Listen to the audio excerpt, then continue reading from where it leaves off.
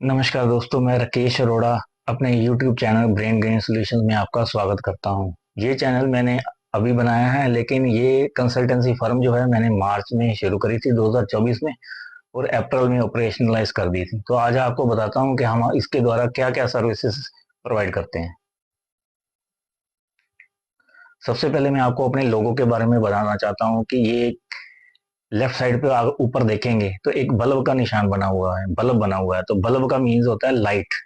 Light means vision. और दूसरी side पे आप देखेंगे टॉप पे ऊपर राइट साइड पे ये ब्रेन का सिंबल बना हुआ है। तो ब्रेन मीन्स विजडम। अब नीचे देखेंगे सेंटर में तो एक पेन की नोक बनी हुई है।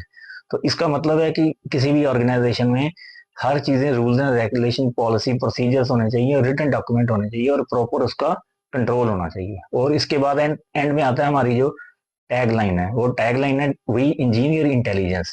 इसका मतलब यह है कि हर कोई आदमी में नॉलेज तो होती है, लेकिन उस नॉलेज का सही इस्तेमाल कैसे करना है और अपनी नॉलेज को लर्निंग कर्व को कैसे बढ़ाना है, ये हम ट्रेनिंग देते हैं।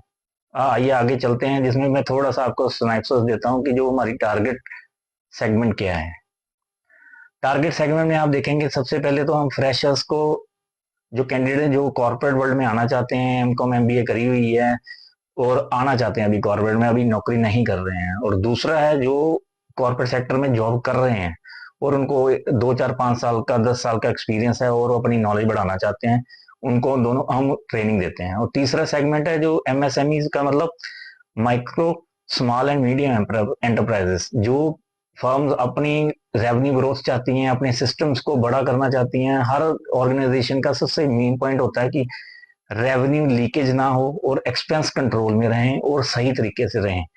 तो ये हम उनको गाइड करते हैं। और चौथा पॉइंट जो है वो है कि जो कंज्यूमर्स खरीद कोई चीज खरीदते हैं या सर्विस लेते हैं कंपनियों से, तो उनको आफ्टर से सर्विस दिक्कत आती है, किसी तरह का भी किसी भी कंपनी से डिस्प्यूट है, चाहे प्राइवेट सेक्टर में है या पब्लिक सेक्टर में है, तो हम उनको फैसिलिटेट करते हैं, उनका जो केस है एस्केलेट करते हैं आगे कंज्यूमर फोरम में, सोशल मीडिया में, या कंपनीज को मेल डाल के उनका सोल्यूशन निकालने की कोशिश करते हैं। और अगर सरकारी दफ्तर से कोई डाटा एनालिसिस लेना है, डाटा इकट्ठा लेना है, तो हम आरटीए डालने में भी उनकी मदद करते हैं। और थोड़ा सा अब आगे अगली स्लाइड में आपको मैं थोड़ा डिटेल में बताता हूँ कि क्या क्या ट्रेनिंग के कंटेंट्स हैं। फ्रेशर्स और एग्जीक्यूटिव्स को हम ट्रेनिंग देते हैं। कॉर्पोरेट वर्ल्ड में आजकल आपको देख रहे हैं कि यंग ग्रेजुएट्स या जो भी हैं जाते हैं, उनको काम का प्रेशर बहुत होता है, बॉस का प्रेशर होता है, पीयर प्रेशर होता है, वर्कलोड कई तरह का होता है, ऑफिस में कैसे अपने आप को अडेप्ट करना है ये नहीं पता होता। तो उनको अडेप्ट करना सिखाते हैं, जल्दी उनकी जो लर्निंग करें वो सही तरीके से ऑर्गेनाइजेशन के हिसाब से हो जाए। और साथ में कई बार क्या होता है कि इंग्लिश तो सबको आती है मोस्टली, लेकिन एक बिजनेस लैंग्वेज में मेल लिखना एक अलग ही आर्ट है। तो वो हम सिखाते हैं कि किसी पीयर को लिखनी है लेटर तो कैसे लिखनी है, सीनियर को कैसे लिखनी है, ये सारा हम बताते हैं। उसके बाद एमआईएस का हम बताते हैं कि मैनेजमेंट इंफॉर्मेशन सिस्टम, डाटा को कैसे आगे सीनियर को प्रेजेंट करना है, टाइम पे प्रेजेंट करना है, किस तरह से उसका डाटा एनालिसिस करना है, ये सारा हम उनको बताते हैं फॉर्मेट्स बना के। और उसके बाद हम उनको बताते हैं जो भी ऑडिट में जाना चाहते हैं, अकाउंट्स में जाना चाहते हैं, डाटा एनालिसिस में जाना चाहते हैं, तो उनको बताते हैं कि कोई भी खर्चा हो रहा है, क्यों हो रहा है, कैसे हो रहा है, और कोई रिस्क तो नहीं है ऐसा कहीं कोई एक्सपेंस लीकेज हो, तो उसका सारा एनालिसिस हम उनको सिखाते हैं कि जैसा स्टैंडर्ड ऑपरेटिंग प्रोसीजर के हिसाब से काम होना चाहिए वैसा ही हो रहा है कि नहीं हो रहा है, ये सारा उनको सिखाते हैं। और सारी डिसीजन डाटा बेस्ड कैसे लेनी है ये उनको बताते हैं। और लास्ट पॉइंट है जो कंपनी में पॉलिसी प्रोसीजर कैसे होने चाहिए, ये सारा ड्राफ्ट करने में उनकी हेल्प करते हैं। ये तो सारा हो गया एग्जीक्यूटिव्स का और फ्रेशर्स का। अब सेकंड पार्ट में आते हैं हम, जो कंपनीज को क्या हम एडवाइस देते हैं। सबसे पहले हर कंपनी का मेन मोटो यही होता है कि हमारे खर्चे कंट्रोल में हो, रेवेन्यू हमारा आता रहे और कैश फ्लो हमारे कंटिन्यूड और सस्टेन्ड होने चाहिए। तो सबसे पहले हम इसके लिए हम क्या करते हैं, सबसे पहले उनकी करंट प्रैक्टिसेस देखते हैं, प्रोसीजर्स देखते हैं क्या है, कहाँ पे रिस्क एनालिसिस करना पड़ेगा, जैसे कहीं रेवेन्यू लीकेज तो नहीं है, एक्सपेंस लीकेज तो नहीं है, ये सारा हम गाइड करते हैं उनको। तो उसके बाद उनको सारे सिस्टम बताते हैं। तो उसके बाद फिर टेस्ट करते हैं कि क्या जो हमने इम्प्लीमेंट करवाया है क्या वो सही है, कोई उसमें कोई गलती तो नहीं है, कोई ऐसा तो नहीं है कि अभी भी कोई एक्सपेंस लीकेज का कोई है रिस्क, तो उसमें कोई मॉडिफिकेशन करनी पड़ती है, तो वो मॉडिफिकेशन उनको एडवाइस करते हैं। और जब सारा कुछ इम्प्लीमेंटेशन स्टेज पे कंप्लीट हो जाता है तो हम उनको फिर मॉनिटरिंग करते हैं, ये एक कंटिन्यूस टास्क है, ये हर वक्त करना ही पड़ता है कि जरा सी सावधानी हटी और दुर्घटना घटी, तो ये वो वाला सिस्टम है।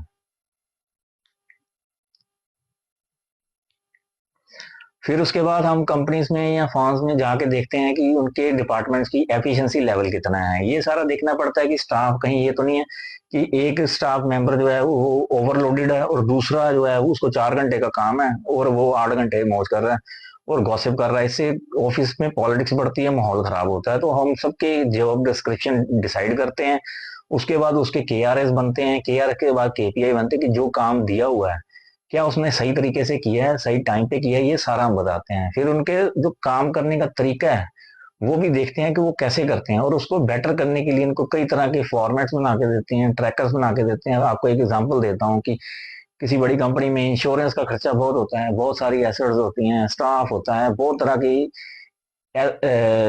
AMCs करवानी पड़ती हैं, CMC करानी पड़ती है। तो अगर वो टाइम पर ना हो तो वो खर्चा बढ़ जाता है, क्योंकि पेनल्टीज भी पड़ती हैं और रेट भी बढ़ जाता है जब आप जल्दी जल्दी करवाते हो। तो ये सारी चीजें एक्टिविटी जो है टाइम बाउंड एक्टिविटी है, तो टाइम पर ना किया गया काम का कोई फायदा नहीं होता, वो अल्टीमेटली फिर खर्चा जो है वो फर्म को ही बियर करना पड़ता है। तो ये सारी चीजें जो पॉइंट्स हैं, इससे रेवेन्यू तो अलग साइड है, ये एक्सपेंस साइड है जो हम कंट्रोल कर सकते हैं। अब लास्ट पॉइंट है जो हम सर्विस देते हैं, वो है लोगों को, कंज्यूमर की। कंज्यूमर को खरीदने के बाद कोई प्रोडक्ट या सर्विस कई बार कंपनी से दिक्कत आ जाती है, तो वह हम उनका ऑनलाइन एस्केलेट करके हेल्प करते हैं। ये मैं आपको ऑलरेडी पहले ही बता चुका हूँ, RTA डालनी हो तो वो भी हम हेल्प करते हैं। यहाँ तक वीडियो देखने के लिए आपका बहुत बहुत शुक्रिया। ये आज का वीडियो जो था वो इंट्रोडक्टरी था। आगे आने वाले दिनों में मैं नॉलेज के भी वीडियो डालूंगा। आप आपको सारे पसंद आएंगे, फीडबैक जरूर दीजिएगा, क्योंकि ये मेरे 27-28 साल के एक्सपीरियंस का मैं आपको सारा जो निचोड़ है वो वीडियोस में डाल के दूंगा। ऐसी वीडियो आपको शायद यूट्यूब में कम ही देखने को मिले। नमस्कार, थैंक यू, जय हिंद।